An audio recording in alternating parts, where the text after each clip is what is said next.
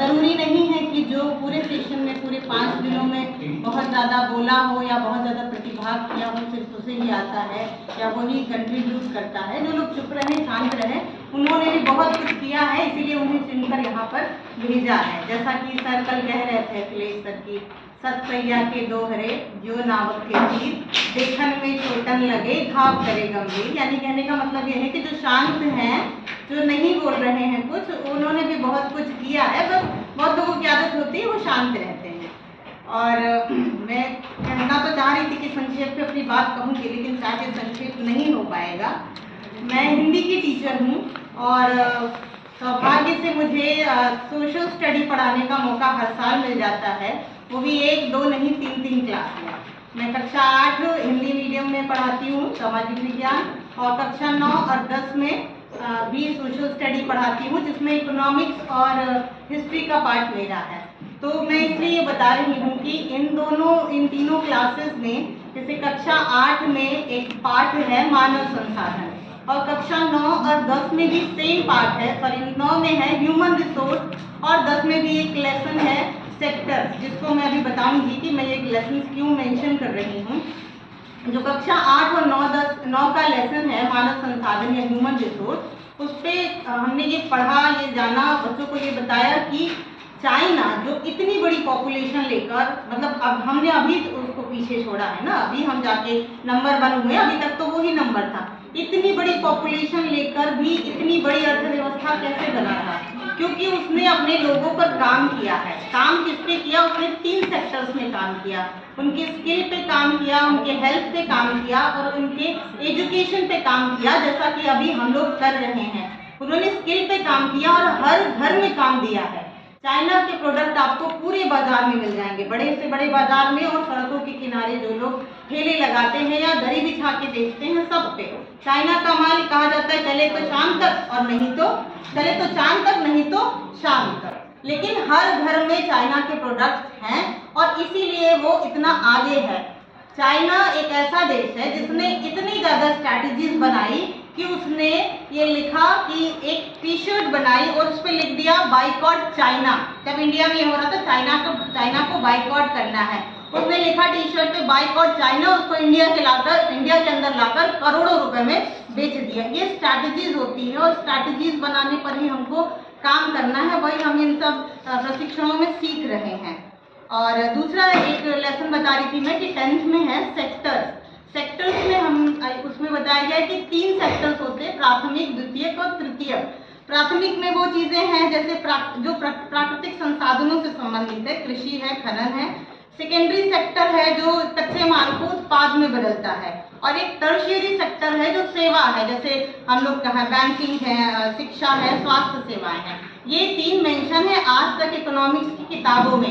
फिर मैंने बच्चों को बताया, मुझे ऐसा लगता है कि देखो बेटा, अभी एक चौथा सेक्टर जल्द ही इकोनॉमिक्स ऐड करेंगे उसमें। वो शायद ये होगा कि अभी तक चीजें हमारे घरों में हैं, अभी हम खरीद के लाते हैं और खुद इस्तेमाल करते हैं। अब एक नया मार्केट आ गया है जो कि आपके घर का सामान है, आप राशन खरीद के रख दो, वो अर्बन कंपनी वाले आएंगे आपके घर में, उतने लोगों का खाना बनाएंगे और पेमेंट लेके जाएंगे। अर्बन कंपनी ऐसा कर रही है कि जो आपके घरों में सफाई वाले भेज रही है, आपके घर का सारा सामान है वो लेकर भी आते हैं, कभी कभी वो आएंगे, आपका पूरा घर साफ करके जा रहे हैं। तो ये एक नया सेक्टर डेवलप हो रहा है। वो कैसे हो रहा है? क्योंकि यहाँ के लोग उस पर काम कर रहे हैं, विचार कर रहे हैं। तो इनोवेशंस की जरूरत है, हम लोग हम लोग को इस पर काम करना है। और वोकेशनल ट्रेनिंग के माध्यम से हम लोग को बच्चों में समझ विकसित करना है कि जो रोजगार है, कोई भी रोजगार, जैसे कि जब हम लोग ट्रेनिंग में पहले दिन यहाँ पे आए तो ये सोचा कि बच्चों को क्या बढ़ई बनाना है, लोहार बनाना है, क्या ये सब करना है, लेकिन नहीं, पहले तो जो उनके उपयोग, जो जहाँ तक वो काम कर सकते हैं उस फील्ड में काम करना है। और उसके बाद हमको बच्चों को ये भी बताना है कि कोई भी काम छोटा नहीं होता है, डिग्निटी ऑफ लेबर की बात करनी है। और ये बात सिर्फ उस बच्चे को नहीं बतानी है, सबसे बड़ी समस्या क्या है समाज की, हमारा नजरिया जो है, हम जिस नजरिए से देख रहे हैं कि ये काम ये छोटा है। विदेशों में सब क्यों आगे हैं? वहाँ पे एक रेस्टोरेंट में काम करने वाला जो वेटर है उसकी अपनी डिग्निटी है, एक सफाई कर्मी है वो मशीन से आ रहा है, आपके दरवाजे का कूड़ा उठा के लेके जा रहा है और बहुत डिग्निटीफुल लाइफ एंजॉय कर रहा है, वहाँ पे अच्छी सैलरी पा रहा है। हमारे यहाँ क्या है, काम सब कर लेंगे लेकिन हमारे यहाँ डिग्निटी प्रायोरिटी पे रहती है कि काम कौन सा करते हो। चाहे जो भी काम कर रहे हैं आप लोग, अगर वो बड़ा है, वाइट कॉलर जॉब है, तब तो आपको रिस्पेक्ट मिलेगी। अगर हम छोटे जॉब्स की बात करते हैं तो फिर आपको वो डिग्निटी नहीं मिलेगी, आपको समाज उस तरह से एक्सेप्ट नहीं करता जैसे दूसरे देशों में कर लेते। इसलिए हमारे देशों में छोटे काम, स्वरोजगार और इन सबको करने में लोग हिचकते हैं। इस मानसिकता को भी हमको बदलना होगा और इस पर काम करना होगा। फिर एक और चीज़ मैं मेंशन करना चाहूँगी कि जैसे सर लोग इस तरह की ट्रेनिंग ऑर्गेनाइज करा रहे हैं, ऐसी बहुत सारे इनोवेशंस प्राइवेट फर्म्स में भी कर रहे हैं, प्राइवेट यूनिवर्सिटीज़ कर रही हैं। हमारे यहाँ एक वो यूनाइटेड एजुकेशन ग्रुप है, एक बहुत बड़ी यूनिवर्सिटी है, वहाँ पर हम लोग एक्चुअली आप लोग क्या भी होता होगा, वो शैक्षणिक भ्रमण होता है ना, जिसमें यूनिवर्सिटीज़ वगैरह घुमाते हैं। तो हाँ सॉरी, हाँ वही एजुकेशनल ग्रुप। तो उधर हमारे यूनाइटेड इंस्टीट्यूट है, उसमें बहुत सारी उनकी फील्ड्स हैं, तो वहाँ पे लेके गए थे। तो वहाँ पे उन लोगों ने हम लोग को दिखाया कि उनका एक इंक्यूबेशन सेंटर है, जो भी हिंदी में कहते हो।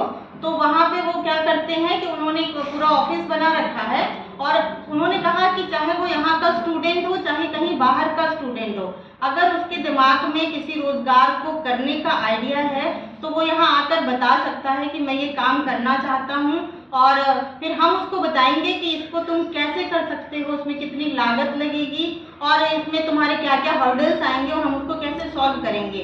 इसी तरह का एक इंस्टीट्यूट यहाँ पर भी है, इलाहाबाद यूनिवर्सिटी में है, क्योंकि एक अमर उजाला के एक फंक्शन में बुलाया गया था, तो वहाँ की एक मैडम आई थी, तो उन्होंने भी यही बात बताई कि हमारे यहाँ भी वो सेंटर्स हैं और अगर आपको चाहिए तो आप वहाँ पर आके सजेशंस ले सकते हैं। यानी कि हर स्तर पर इस क्षेत्र में काम हो रहा है कि लोग अपने रोजगार को करें और आगे बढ़ें और देश को निर्भर बनाएं। उसके बाद करियर एडवाइजरी, अब जैसा कि मैडम ने मेंशन किया, हम लोगों ने भी इस पे अपनी प्रोफाइल बनाई और जैसा इन्होंने कहा बिल्कुल 100% सही कि मैं भी 4-5 साल मैंने सिविल की तैयारी की और फिर कुछ रीजंस की वजह से मैंने छोड़ दिया। मेरा एक बार पीसीएस मेंस भी निकला था, मैंने दिया था, एक बार छत्तीसगढ़ पीसीएस भी निकला था।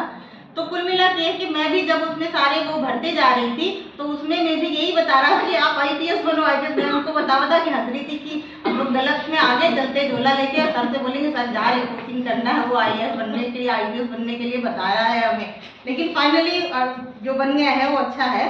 तो कुल मिला के ये जो ऐप्स हैं, करियर एडवाइजरी ऐप है और जैसा कि और योजनाएं बताएं सर ने, MYSY, DSSY, PM, DSS और बहुत सारी हैं। ये बहुत ही सराहनीय प्रयास है सरकार के द्वारा, क्योंकि इनसे क्या होगा, हम छात्र छात्राओं को एक सही दिशा निर्देश दे सकते हैं और सच में जैसे हम लोगों ने बताया कि अगर वो सही काम कर रहा है तो बच्चों को भी उनके इंटरेस्ट के हिसाब से एक सही फील्ड बताएगा जिसमें वो अच्छा कर जाएंगे। आप देखिए, आपका जिसमें मन लगता है आप उसी में अच्छा करते हैं, है ना। जिसमें मन नहीं लगेगा उसमें अच्छा कर सकते हैं लेकिन उतना अच्छा नहीं करेंगे जितना कर सकते हैं।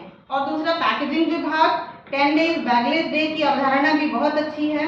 ब्लूम्स टैक्सोनॉमी, जिसमें हम बच्चों को रटने की विद्या से लेकर एक क्रिएटर तक बनाते हैं, इन सब के बारे में हम लोगों ने सीखा। और सबसे अच्छी क्लास ब्रिजेश शुक्ला सर की रही, क्योंकि मैडम को एक दिन पहले मैं बता रही थी कि हमारा दिमाग में 2 साल से चल रहा है ये जो दिया बनाया है सर ने, ये 2 साल से हमारे दिमाग में चल रहा था कि हम शुरू करें अपना घर का काम। तो वो हमने यहाँ पे देख लिया कि कैसे बनाना है, कैसे करना है, कैसे सांचा मिलेगा। तो ये भी हमारे लिए तो खैर बहुत ही अच्छा रहा। और तब एक और अच्छी चीज़ जो पंकज मित्रा सर ने बताई थी कि जो हमारे अधिगम के प्रकार हैं, life skill, machine based learning और ह्यूमन सर्विस, इसमें ये चीज़ें हैं कि जैसे 3 H हैं, क्या क्या है, हेड, हैंड और हार्ट, कि हम दिमाग लगा रहे हैं, सीख तो ले रहे हैं, लेकिन हम क्या उसको इम्प्लीमेंट कर रहे हैं। हमें आ तो नहीं चीज़ें, लेकिन वो तब तक सक्सेसफुल नहीं होंगी जब तक हम उसको इम्प्लीमेंट नहीं करेंगे। हमको सब आ रहा है लेकिन हम क्लास ही लेने नहीं चाह रहे हैं, तो वो किस काम का है। तो वो चीज़ों को भी एक साथ लाना बहुत ज़रूरी है।